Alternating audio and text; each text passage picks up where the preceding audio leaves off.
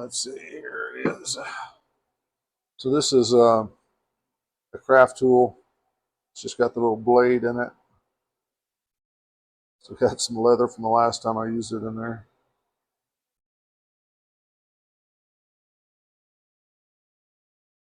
Note to self, do not use finger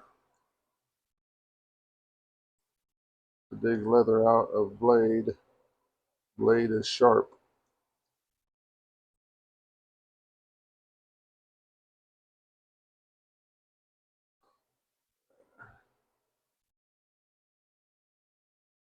So I'm just going to skive this down just a little bit.